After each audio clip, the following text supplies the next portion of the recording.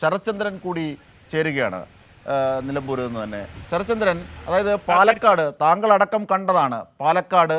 അപ്പോൾ ഒടുവിൽ ഇവിടെയും അതിന് സമാനമായ രീതിയിൽ അതേ വ്യക്തികൾ ഇവിടെ വന്ന് ഒരു പയറ്റ് നടത്തുകയാണ്. അതൊരു പക്ഷേ പൊളിഞ്ഞു വീണു തുടക്കത്തിൽ തന്നെ പരിശോധനയുടെ പേരിൽ. ഇത് തെരഞ്ഞെടുപ്പ് കമ്മീഷൻ്റെ നടപടികളാണ്. ഇതിന് സർക്കാരുമായോ സംസ്ഥാന സർക്കാരുമായോ ഒന്നും ഒരു ബന്ധവുമില്ല. അപ്പോൾ ഇങ്ങനെയുള്ള ഒരു റുട്ടീൻ നടപടിയെ ഈ രീതിയിൽ രാഷ്ട്രീയവൽക്കരിച്ച അവസാനം അങ്ങനെയും കൂടി ഒന്ന് പയറ്റി നോക്കാം എന്നതിലേക്ക് എത്തുന്നു. അത് ഉടനെ പൊളിഞ്ഞു വീഴുന്നു. ഇതാണ് യഥാർത്ഥത്തിൽ ഇന്നലെ രാത്രി ഉണ്ടായ സംഭവങ്ങളെ ക്രോഡീകരിക്കുമ്പോൾ നമുക്ക് മനസ്സിലാകുന്നത്. ഇന്ന് അത് വെളിവാകുന്നതാണ്. നിർബന്ധ മുമ്പിൽ തത്സമയം ആൾക്കാർ പറഞ്ഞ കാര്യങ്ങൾ അത് പ്രേക്ഷകർ കാണുകയാണ്. ശരത്ചന്ദ്രൻ. അതെ, അജിംഷാദ് ഇപ്പോൾ പറഞ്ഞതുപോലെ തീർത്തും വാസ്തവവിരുദ്ധമായ ഒരു പ്രശ്നം അവതരിപ്പിച്ച് അതിലൂടെ ഒരു വിവാദം സൃഷ്ടിച്ച് എങ്ങനെ നിലമ്പൂരിൻ്റെ ഉപതെരഞ്ഞെടുപ്പിൻ്റെ ഈ അവസാന ദിവസങ്ങളിലെ പൊതു ചർച്ചയെ അതിലേക്ക് മാത്രമായി കേന്ദ്രീകരിക്കാം അല്ലെങ്കിൽ വഴിതിരിച്ചു വിടാം എന്ന ഒരു പരിശ്രമമാണ് ഷാഫി പറമ്പിൽ എന്ന എം പിയുടെയും രാഹുൽ മാങ്കൂട്ടം എന്ന MLA-യുടെയും ഭാഗത്ത് നിന്ന് രാത്രിയിൽ ഉണ്ടായത്. പക്ഷേ അവരങ്ങനെ ചെയ്തതുകൊണ്ട് സംഭവിച്ചത് എന്താണെന്ന് വെച്ചാൽ വസ്തുതകൾ ഓരോന്നും വെളിപ്പെടുന്നതിനും അവരുന്നയിച്ച ആരോപണം മുമ്പ് പറഞ്ഞ പോലെ തീർത്തും വസ്തുതാവിരുദ്ധമാണ്, ചട്ടവിരുദ്ധമായിട്ടുള്ള അല്ലെങ്കിൽ തെരഞ്ഞെടുപ്പ് കമ്മീഷനെ വെല്ലുവിളിക്കും വിധത്തിലാണ് ഇവർ പെരുമാറിയത് എന്നുള്ളത് പകൽ പോലെ വ്യക്തമായി എന്നുള്ളതാണ്. അങ്ങനെ പറഞ്ഞതുകൊണ്ടാണ് കൈരളി ന്യൂസിന് വളരെ വ്യക്തമായി തന്നെ ഇതാ ഇപ്പോൾ നിലമ്പൂർ ടൗണിലേക്ക് കടക്കുന്ന കനോലി പ്ലേസിൽ നിന്നും അവിടെ നിന്നുമുള്ള ആ പരിശോധനയുടെ തത്സമയ ദൃശ്യങ്ങൾ നിർപ്പന് തന്നെ പ്രേക്ഷകരിലേക്ക് എത്തിക്കാൻ കഴിഞ്ഞു. നമുക്ക് കേന്ദ്രസേനയെ കാണാം, സംസ്ഥാന പോലീസിനെ കാണാം, തെരഞ്ഞെടുപ്പ് കമ്മീഷൻ്റെ കീഴിൽ പ്രവർത്തിക്കുന്ന ഉദ്യോഗസ്ഥരെ കാണാം. ഇവരെല്ലാം പ്രവർത്തിക്കുന്നു, ഡിക്കി തുറക്കുന്നു, ഡ്രൈവർ ഇറങ്ങി വന്ന് ഡിക്കി തുറന്ന് കാട്ടിക്കൊടുക്കുന്നു.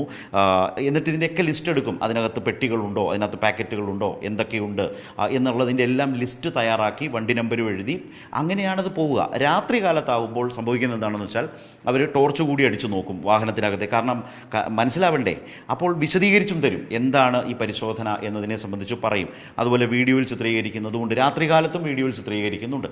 ഇതെല്ലാം മറ്റൊരു തരത്തിലേക്ക് മാറ്റുന്നു, വഴിതിരിക്കുന്നു, ദുരുപയോഗിക്കുന്നു. എന്നിട്ട് കൂടെ വന്ന ആളുകളെ കൊണ്ട് ഷൂട്ട് ചെയ്യിക്കുന്നു, അവരോട് മോശമായി പെരുമാറുക, വളരെ മോശമായി ഉദ്യോഗസ്ഥരെ അവരെക്കുറിച്ച് പറയുക, അവരെ വല്ലാതെ ഭീഷണിപ്പെടുത്തി. ഇതൊക്കെയാണ് സംഭവിച്ചത്. രാവിലെ ആയപ്പോൾ സ്ഥിതി മാറി. കൈരളി ന്യൂസ് വളരെയേറെ സമയമെടുത്ത് ആ പരിശോധന എങ്ങനെ നടക്കുന്നു എന്നുള്ളത് ആളുകളെ ബോധ്യപ്പെടുത്തി. മുഖ്യ തെരഞ്ഞെടുപ്പ് ഓഫീസർ തന്നെ പറഞ്ഞു ഇതൊരു സ്വാഭാവിക പരിശോധന മാത്രമാണ്, എല്ലാ തെരഞ്ഞെടുപ്പിലും ഉള്ളത് തന്നെയാണ് എന്ന് പറയുന്നതോടുകൂടി തന്നെ ഈ രണ്ട് നേതാക്കളുടെയും വാക്കുകൾ കൂടി ഒന്ന് കേൾക്കാം. എന്താണ് തെരഞ്ഞെടുപ്പ് കമ്മീഷൻ, എന്താണ് ഈ പരിശോധന, എങ്ങനെയാണ് ഇത് നടക്കുന്നത്, അതിൻ്റെ രീതികൾ എന്താണ്? അത് തെരഞ്ഞെടുപ്പ് കമ്മീഷൻ തന്നെ പറഞ്ഞ തെരഞ്ഞെടുപ്പ് കമ്മീഷൻ്റെ ഉദ്യോഗസ്ഥർ തന്നെ പറഞ്ഞ വാക്കുകൾ കേട്ടതിന് ശേഷം ഞാൻ ശരത്ചന്ദ്രനിലേക്ക് തിരിച്ചെത്താം. ആ വാക്കുകളിലേക്ക്. ഉദ്യോഗസ്ഥൻ തന്നെ അത് ഇലക്ഷൻ കമ്മീഷൻ്റെ നേരിട്ട് ഈ സ്റ്റാറ്റിസ്റ്റിക്സ് സർവൈലൻസ് ടീമാണ്. ആ ടീം SST എന്ന് പറയും. ആ ടീമിലെ ഉദ്യോഗസ്ഥരാണ്. ആ ഉദ്യോഗസ്ഥർ പരിശോധന നടത്തുകയും അത് നമ്പറും ഒപ്പം തന്നെ പേരും ഇതിൽ കുറിച്ചെടുക്കുന്നതും കാണാം. ഈ കുറിച്ചെടുത്ത ശേഷമാണ് എന്തെങ്കിലും തരത്തിൽ സംശയാസ്പദമായ എന്തെങ്കിലും കാര്യം ഉണ്ടെങ്കിൽ മാത്രമായിരിക്കും അവർ റിപ്പോർട്ട് ചെയ്യുക. സാർ, അതിനെ സംബന്ധിച്ചാണ് കഴിഞ്ഞ ദിവസം ഒരു വിവാദമായി. ഇപ്പോൾ ഇവിടെ സാധാരണ പ്രേക്ഷകർക്ക് ഒരു സംശയം ഉണ്ടാകും, ഇവിടെ എന്താണ് നടക്കുന്നത്? ഇപ്പോൾ നമ്മൾ ഈ നിലമ്പൂരിലേക്ക് കടന്നു വരുന്ന വാഹനങ്ങൾ പരിശോധിക്കുന്നത് ആരാണ് ചുമതലപ്പെടുത്തിയിട്ടുള്ളത്? അതിനെ സംബന്ധിച്ചൊന്ന് പറയാൻ പറ്റും. ഇലക്ഷൻ കമ്മീഷനാണ് ചുമതലപ്പെടുത്തിയിട്ടുള്ളത്. ഒരു 3 ഷിഫ്റ്റായിട്ടാണ് ഇവിടെ ചെക്കിംഗ് നടന്നുകൊണ്ടിരിക്കുന്നത്. ഒരു ടീമിൻ്റെ പ്രവർത്തനം രാവിലെ 6 മണി മുതൽ ഉച്ചയ്ക്ക് 2 മണി വരെ. അടുത്ത ടീം അത് അവർ പോയി കഴിഞ്ഞാൽ പിന്നെ 2 മണി മുതൽ വൈകുന്നേരം 10 മണി വരെ ഒരു ടീം. പിന്നെ 10 മണിക്ക് ശേഷം 10 മണി മുതൽ 6 മണി വരെ ഒരു ടീം. അങ്ങനെ 3 ടീമാണ്. ഇത് 3 സ്ഥലത്തായിട്ട് ചെക്കിംഗ് നടന്നുകൊണ്ടിരിക്കുന്നുണ്ട്. ഒന്ന് വടപുറം എന്ന് പറഞ്ഞ സ്ഥലത്ത്, നിലമ്പൂരിലേക്ക് എൻട്രൻസ് നടക്കുന്ന വടപുറം. പിന്നെ നമ്മൾ വെളിയംതോട് എന്ന് പറഞ്ഞ സ്ഥലത്ത് ഒരു ചെക്കിംഗ് ഉണ്ട്. അത് തിരുവമ്പാടി അങ്ങനെ വരുന്ന ആളുകളെ അവിടെ ചെക്ക് ചെയ്യുന്നുണ്ട്. പിന്നെ ആനമറി വഴിക്കടവ് നാടുകാണി ചെക്ക് പോസ്റ്റ് കടന്നു വരുന്നവരെ അവിടെയും ചെക്ക് ചെയ്യുന്നുണ്ട്. അങ്ങനെ വാഹനങ്ങൾ പരിശോധിച്ചുകൊണ്ടിരിക്കുകയാണ്. റിപ്പോർട്ട് ചെയ്യുന്നുണ്ട്. വാഹനങ്ങൾ പരിശോധിക്കുന്നു, അതിൻ്റെ നമ്പർ നോട്ട് ചെയ്യുന്നു, പിന്നെ അതിൻ്റെ ഫ്രണ്ടിലുള്ള ബോക്സ് തുറന്ന് പരിശോധിക്കുന്നു, ഉള്ളിലെ ബാഗുകൾ പരിശോധിക്കുന്നു, ഡിക്കി ഓപ്പൺ ചെയ്ത് പരിശോധിക്കുന്നു, അതിലുള്ള ബാഗുകൾ ഒക്കെ ഉള്ളതുണ്ടെങ്കിൽ അതെല്ലാം പരിശോധിച്ച് അങ്ങനെ. SST statistical surveillance team.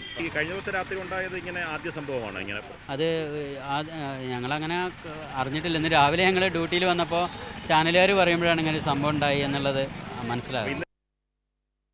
തീർച്ചയായും ശരത്ചന്ദ്രനിലേക്ക് വന്ന ശരത്ചന്ദ്രൻ വളരെ നിഷ്കളങ്കമായാണ് ആ ഉദ്യോഗസ്ഥർ പറയുന്നത്. അവർക്കതൊന്നും അറിയില്ല, അവരെ ഏൽപ്പിച്ച പണി ചെയ്യുന്നു എന്നുള്ളതേ ഉള്ളൂ. മാത്രമല്ല കെ രാധാകൃഷ്ണൻ എം പി, അത് കൈരളി ന്യൂസ് മാത്രമേ പുറത്തുവിടുന്നുള്ളൂ. K Radhakrishnan M P Abdul Wahab, എന്തിനെ ഒരു മജിസ്ട്രേറ്റിനെ പോലും, ഇവരെയൊക്കെ ഒരു വിവേചനവുമില്ലാതെ എല്ലാവരെയും പരിശോധിക്കുകയാണ്. ഇത് കാലാകാലങ്ങളായി തെരഞ്ഞെടുപ്പ് കമ്മീഷൻ്റെ രീതികളിൽ എല്ലാ ഇലക്ഷനും നടക്കുന്നതാണ്. ഇതെന്താണ് രാഹുൽ മാങ്കൂട്ടത്തിലും ഷാഫി പറമ്പിലും ഇങ്ങനെ ഒരു ഗിമ്മിക്ക് കാട്ടുന്നത്? അത് അത്ഭുതമായി തോന്നുന്നു. എത്രയോ തെരഞ്ഞെടുപ്പ് റിപ്പോർട്ട് ചെയ്തിട്ടുള്ള ആൾ കൂടിയാണ് ശരത്ചന്ദ്രൻ.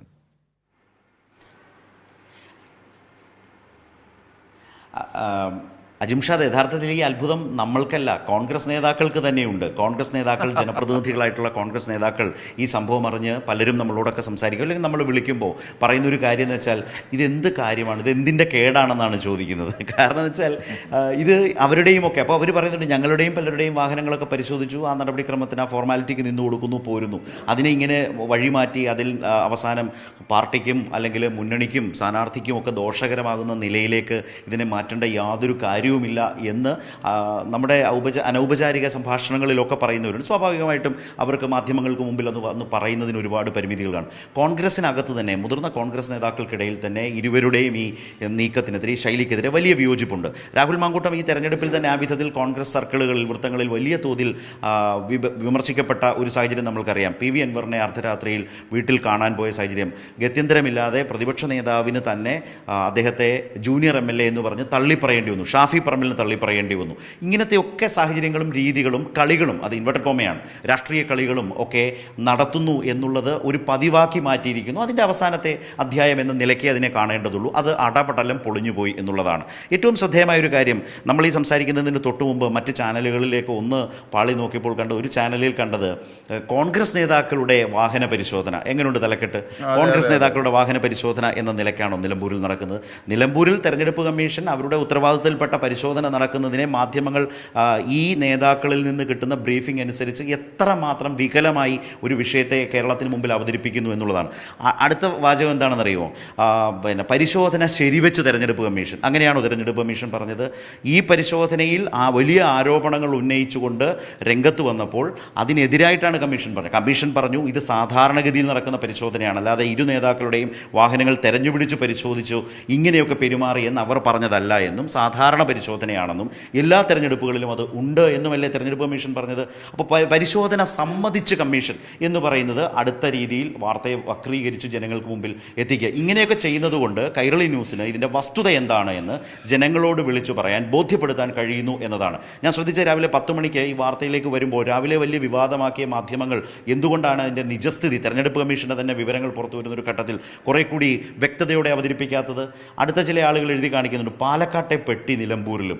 അപ്പോൾ ഈ രൂപത്തിലേക്കൊക്കെ പ്രശ്നങ്ങളെ ഏറ്റവും ലഘൂകരിച്ചും അല്ലെങ്കിൽ താല്പര്യാർത്ഥം, ചിലരുടെ താല്പര്യാർത്ഥം വാർത്തകളെയും ഒരു തെരഞ്ഞെടുപ്പ് കാലത്തെയും അങ്ങനെ വളച്ചു തിരിച്ച് കൊണ്ടുപോകാൻ ശ്രമിക്കുമ്പോഴാണ് നമ്മൾ ഇതേ സ്പോട്ടിൽ നിന്ന് നിർഭൻ രാവിലെ മുതൽ അവിടെ നടക്കുന്ന പരിശോധന എന്താണ്? ഉദ്യോഗസ്ഥർ തന്നെ പറഞ്ഞത് കേട്ടില്ലേ, തെരഞ്ഞെടുപ്പ് കമ്മീഷൻ നിർദ്ദേശപ്രകാരമാണ് ഞങ്ങളിത് ചെയ്യുന്നത്, ഇന്നലെ രാത്രി എന്താണ് നടന്നത് എന്നുപോലും അറിയില്ല എന്ന് പറയുന്ന ആ ഉദ്യോഗസ്ഥർ ഇന്ന് അവരുടെ കാര്യങ്ങൾ, അവർ ചെയ്തുകൊണ്ടിരിക്കുന്ന കാര്യങ്ങൾ പറയുന്നതിലൂടെ വ്യക്തമായി വളരെ ശരിയായ കാര്യം തന്നെയാണ്.